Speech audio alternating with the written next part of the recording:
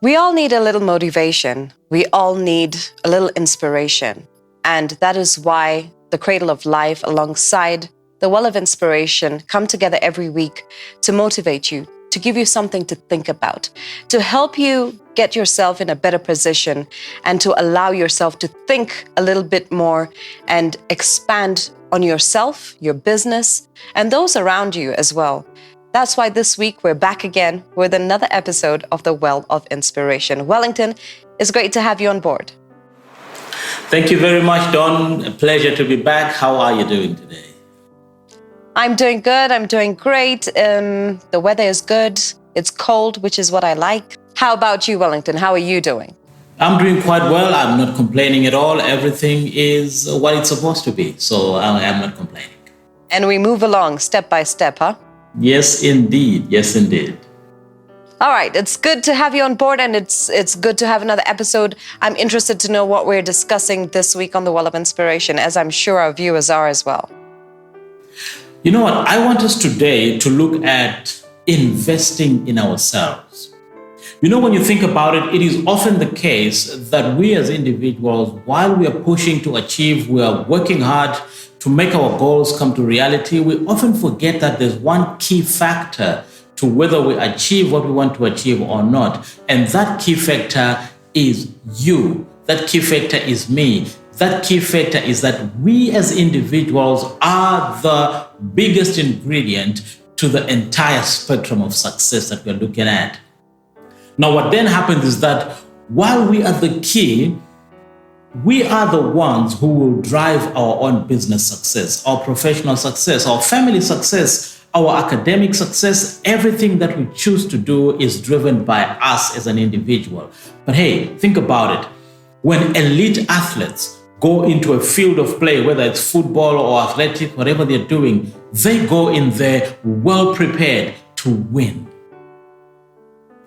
And when they work on their mind, they work on their body, and they make sure that they are mentally prepared to take the fight to the opponent and achieve the greatness that they're looking for. What it means is that they have taken the time to look at themselves, work hard, work on themselves in preparation for this journey that they're going on to achieve whatever they're looking to achieve. In other words, they have invested in themselves in preparation for the success that they're looking for. You know what? When we look at life, we might consider life to be considerably hard because there's pressure to achieve things in our lives, pressure to survive, the demand from our families, the demand from employers, the demand from the businesses that we run, the demand from our clients, the demands we place on our children in school. Generally, there's just a lot of pressure, a lot of demand, a lot of effort that is required for us to achieve certain things in our lives. And over time, as we grow older, pressure comes from having a family, having more responsibilities added. It's almost like we can simply say life is hard. But what it takes is simply that life is only life because there are people living the life.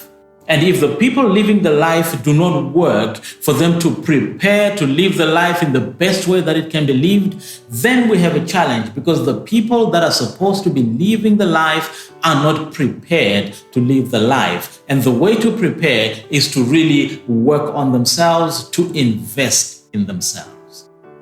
Absolutely. I agree with you on that one. And I like the way you put it, is you have to work, to prepare and also to be able to get to a position where you can actually do the work because you've done the footwork that was required for you to get to where you need to. Definitely.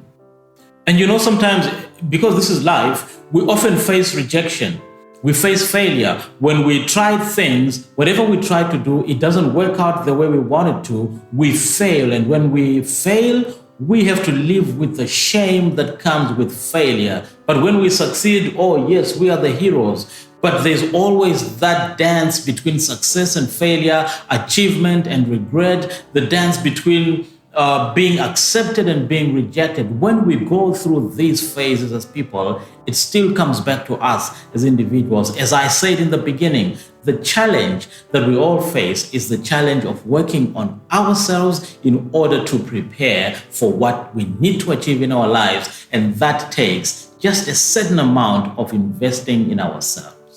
I agree with you, and I love the way you've put it, Wellington. And I also think that word rejection, it's one that all of us fear to a certain extent. Even if you've grown in your field and you've been able to be successful, the rejection is something that a lot of people find very difficult to accept. But I think if you can accept it and you can allow yourself to grow from it, like you say, that failure, the successes, the in-between, it's what helps you actually build and allows you to become better in your business, better personally, better professionally, all round.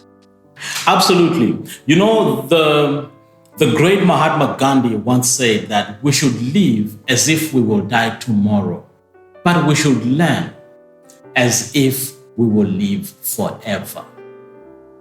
Mahatma Gandhi was emphasizing the fact that as we work on ourselves, one of the critical ingredients to investing in ourselves is to invest in our minds. How do we invest in our minds? By learning things. And that is what Mahatma Gandhi was referring to when he said, let us learn as if we will live forever. Absorb as much as we can, because what is important is that our faculties become prepared and ready to face whatever is coming ahead for us. And when we prepare our minds, as long as the mind is in the right place, challenges will come. Obstacles will come our way, but because our resolve is driven by a strong sense of empowerment of the mind, we are able to sustain through the challenges and make it to the other side. Absolutely. Absolutely. Loving this, Wellington. I'm loving this because I think a lot of us need to learn how to invest in ourselves. We need to be able to put ourselves in the forefront and be able to know that these are the different hurdles we're going to come across, and this is the different ways we can go about things, and keep investing, read more, learn more, never stop learning. Whatever position you are in your field, I think there's always room to grow. So keep taking those steps that allow you to grow. You can fail, but pick yourself up, dust yourself up, and keep going. And keep pushing yourself. Absolutely. And you know, I like to make this information as practical as possible. Because when we say, okay, invest in your mind, what are we really saying? What can an individual who is listening to us right now, what can they do in order to invest in their mind? My suggestion is that you start off by attending. Nowadays with the internet, there's so much free information that is available. Look up information that is relevant to the field you want to become an expert in, or the field that you're working in. Look up information, attend workshops, seminars, talk to coaches if you can. Take every training program you can get. For those who are in business, learn about everything that is necessary for running your business so that you are able to work in your business and also to work on your business and give it the growth that is necessary. So let's take every bit of information that we can get. And sometimes investing in yourself actually means spending some money, empowering yourself by giving yourself or exposing yourself to relevant information. I'm talking about buying books that are relevant. I'm talking about attending courses that are relevant, upskilling yourself by doing a course, or maybe going to a workshop, or maybe getting a coach who actually directs you and channels you in the way that you need to go for you to achieve your success. That's practical steps that you can take as you work to empower yourself and to improve yourself. And when we talk about reading, I think everything we've ever needed to know has been documented somewhere.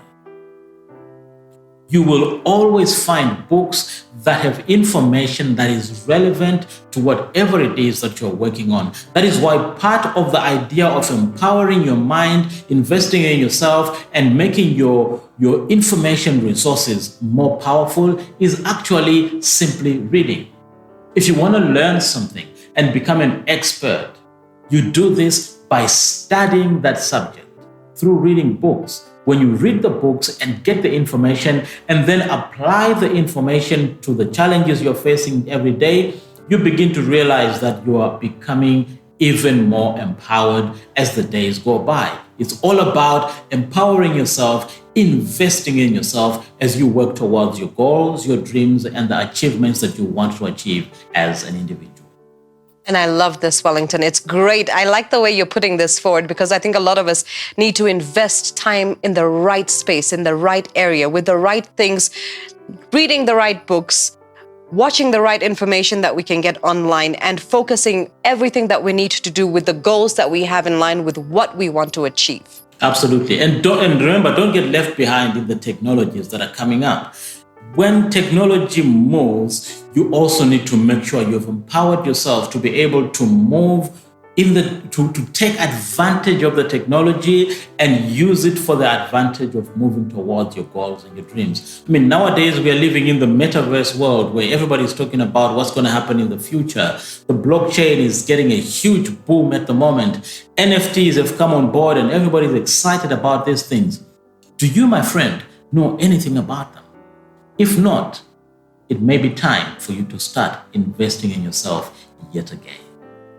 I'm loving this. This is great stuff, investing in yourself. I'm learning a lot of things by this as well. We'll be back. Do not go away. This is the Well of Inspiration.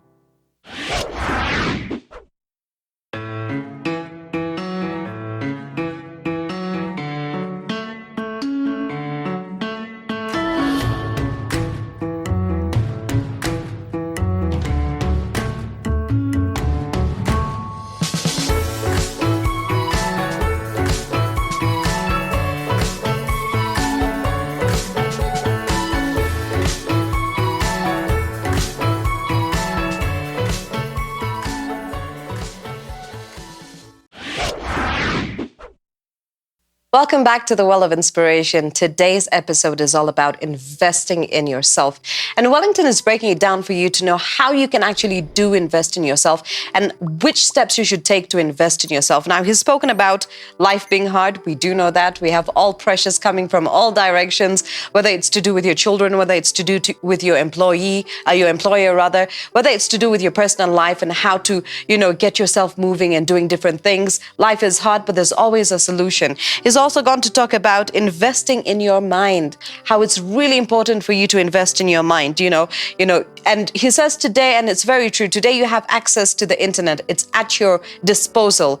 You need to be able to get the right content for you to be able to watch, to invest in your mind. You can attend workshops, you can do different things that can allow you to invest in your mind. He also goes on to talk about reading. You need to read the right stuff, the right material. Like he says, there's so many things that are available to you today in the form of books that you can actually reflect on and go back to and look at different ways to create strategies for you to take your business and your personal life to the next level. And these are the different things he has said in the first half of this episode. Wellington, what is next on this episode of The Well of Inspiration?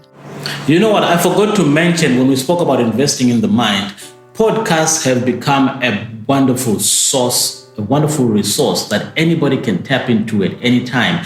Even podcasts where people are just talking and giving you information, or podcasts where interviews are being had with people who have achieved great things in their lives. When you listen and listen carefully, you learn from these people, and whatever you get from there has the tendency of also helping you as you think about your life and tends to work towards empowering your mind as well. So let's not forget the idea of listening to podcasts, watching interviews, and also just getting this information that is all over the place that we can use to our own advantage. Absolutely. I agree with you on this one. Now, the next one is investing in your body. You know what? Maybe I can ask a question here. What would change in your life today if you simply started eating 3 healthy meals every single day? Drop the junk food. A lot, Wellington. Begin exercising. Go 30 minutes a day. It doesn't have to be a long time. 10 minutes a day, 15 minutes a day, brisk walking is enough to exercise your body and begin to move you towards where you need to be. What is the importance of working on your body. Why should we even invest or consider investing in our body? You know, there is a very strong connection between the mind and the body. Living is a mental game. It's a game where we have to think about stuff, process information, make decisions, use our mental faculties in a very, very responsible way. What this takes is a lot of energy, a lot of our body working together to help your mind to make the right decisions. Living, thinking, using your mind actually takes a tremendous amount of energy. And this energy, the primary source of the energy is our body. We are living right now in a world where change has become so prominent. Things are changing every single day. Competition is rife in industry, in professions, in everything that we do. And we have to stay ahead of the game. But we can only do this if our minds and our bodies are working together and giving us that extra advantage that we can get by simply harnessing the power that comes from having a strong body working together with a strong mind. There's a power behind the mind-body connection. And I agree with this, Wellington, because the other day I was watching something that spoke about what you consume, the different things that you put into your body. What do you eat in the morning? What do you have for lunch? What time do you have dinner? All these different things play such a big role. And it also plays a role in your sleep pattern. It allows you, if you're eating the right kinds of stuff, you'll find that you're sleeping better and faster and longer.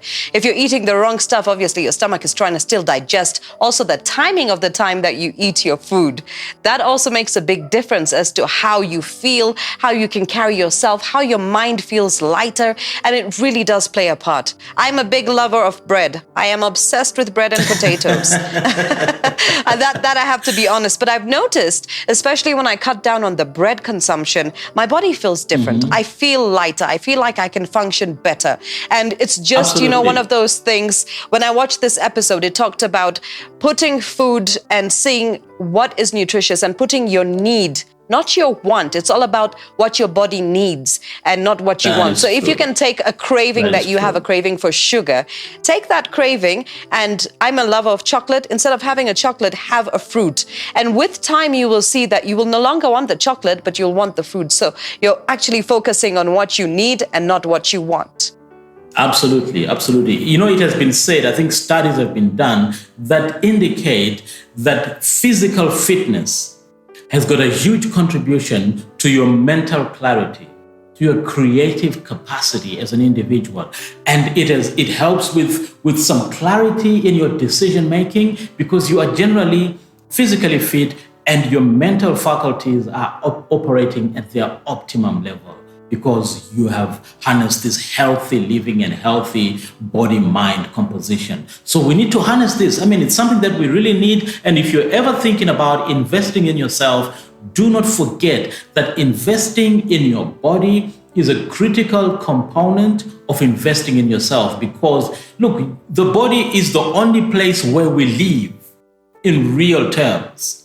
If you're not able to take care of that body, then the deterioration of the body has a direct effect on your mind. You can't work mentally well if you don't take care of your physical health. So mind-body composition and us investing in our bodies is a very critical component. Now, the other bit is investing in our spiritual life. Now, whenever I talk about this, it gets a little bit concerning to some, because, the issue of spiritualism and spirituality in Africa is a subject which draws different kinds of reactions and feedback from people because of the polarization aspect that comes with it. But my friends, one thing we all agree on is that we are spiritual beings. We're all spiritual beings, and we're all having a physical experience, but at our very core, we have to embrace our spirituality. And allow me to say that when I say spirituality, I'm not talking about religion. I'm simply talking about spirituality in the whole sense of the word spirituality. Spirituality, it's so personal, and it's so emotional that sometimes when you speak to people about spirituality and when they start looking at their lives closely, they begin to realize that sometimes the gaps and the confusion that is in their lives is because they have started lacking that spiritual element to their lives. That's why I encourage everybody to also look at investing in your own spirituality as a person. I agree with you, Wellington, and I agree with you. You know, when you take out the whole religion part, it's all about spirituality. Invest in that. And it really does help. It helps on so many levels. It helps your mind, it helps your body. It allows you to actually open yourself up to be able to think better, to function better. There's so many things that come into play that you would not have realized had you not allowed yourself to invest in your spirituality. Definitely true. You know, there's a correlation between our spirituality and us getting what we want out of life. If you listen to many successful people when they talk, they will tell you that they understand, even though they may not be in one religion or another, or they believe in certain things spiritually, they will tell you that they all understand that there is a power that is beyond all of us that they look up to for their own success, for their guidance, and they listen to their intuition. Your intuition speaks to you as a direct result of the strength of your spirituality. When you make decisions, when you feel like you're going a certain way, getting a hunch towards solving a problem or catching an opportunity, all these things are directly connected to our spiritual life. So sometimes we might not want to just think about spirituality as this esoteric subject, which is sometimes connected with, religion and other spiritual practices, but basically just recognizing that you as an individual, you have a spiritual component to you and a very strong spiritual component, and that spiritual component needs to be harnessed. It needs to be embraced, and you need to enable it to contribute positively to the goals and the dreams that you want to achieve as an individual. When you say enable it to, contribute positively, I think this word positively makes such a big impact, because when we start saying, oh, I don't have money, I don't have this, I don't have that, that conversation needs to shift. It needs to change. It needs to go into, I am successful. I am going to achieve. I do have what I need. And I think those like affirmations, those little things, those little steps allow you to actually be in a positive zone, allows your spirituality to allow you to manifest all the different things that you actually need in your life. Be positive about it. You may be in a tough situation, but be positive about it and say, this is going to change. I am going to be in a better situation. Things are going to become better. Very, very true. And that is why I believe that investing in your spirit actually means investing in a strong belief system. Because your belief system is what determines your attitude, and your attitude determines your perspective, and your perspective determines your confidence in any particular area. And how you move in the world is a direct function of your belief system. So I encourage people to look at their spiritual life and work on it very positively. Helen Keller once said that the best and most beautiful things in the world cannot be seen or even touched. They can be felt with the heart. Okay?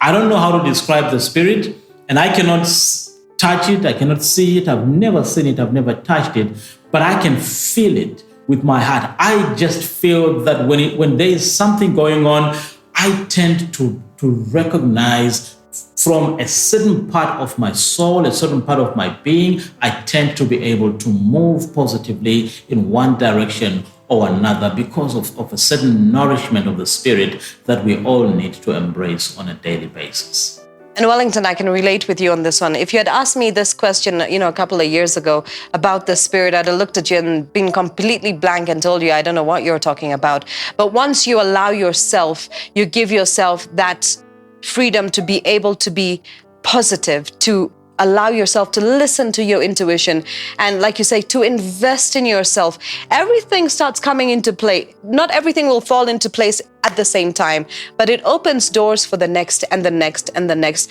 until you are at a place where you can say, wow, I really didn't know that this is actually possible. Absolutely. And if we are to look at practical things we can do to embrace our spirituality, Think about prayer for those who pray. Think about meditation for those who meditate. Think about just embracing quiet moments. In the moments of quietness, there's so much noise that is crowded out and so much clarity that is derived at a spiritual level by simply harnessing the power of silence. Consider doing these things for yourself as you work towards your growth and your development. You know what? Success in investing in yourself comes from embracing these three elements that I brought before you today: your mind, your body, and your spirit. You cannot invest in yourself if you are not investing in your mind, in your body, and in your spirit. Wellington, this has been eye-opening, and I hope for those who are watching, you've been able to take a little something from this episode. Before we wrap up, Wellington, final words for our viewers. You know what? I just want to say, whatever you're working on, whatever your goals and your dreams that you have, remember, you are the most important ingredient to that goal. You are the most important component of the success. Therefore, my friend, remember to invest in yourself. Invest in your mind, invest in your body, and invest in your spirit. When you do this, you give yourself the winning edge in any situation.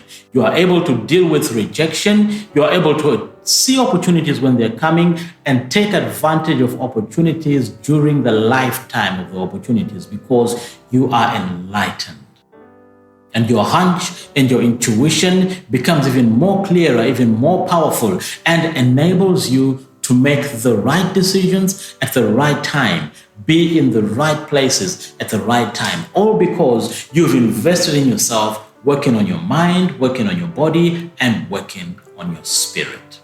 Wellington, this has been great. I love this. For those who are watching this episode today, you might know somebody who needs this inspiration. You might know somebody who needs to invest in themselves. You know that they need to do it, and you know that they can do it, and it can allow them to grow. Share this with them. Don't forget to hit the subscribe button if you have not already, and share the different episodes of The Well of Inspiration. Wellington is here to motivate you. You can find out more on his website, www.wellofinspiration.com. You can also check us out on our YouTube channel, and we're The Cradle of Life. So we do have a website of our own, www.thecradleoflife.co.